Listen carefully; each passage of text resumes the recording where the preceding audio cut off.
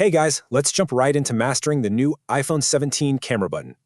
Tired of missing the perfect shot while fumbling to unlock your phone? This fixes that entirely. You'll find this new button right here, flush on the right edge below the power button. It's actually pressure sensitive. It gives you this great haptic feedback depending on your press force.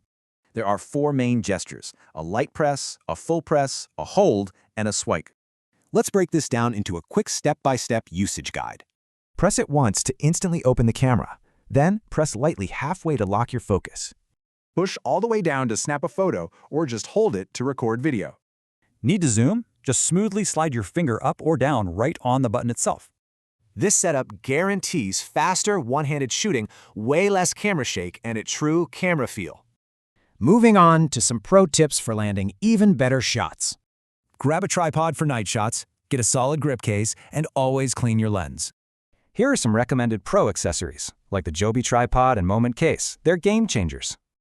With these tools, your iPhone 17 legitimately rivals carrying around a dedicated, bulky, compact camera. It's incredibly quick and natural.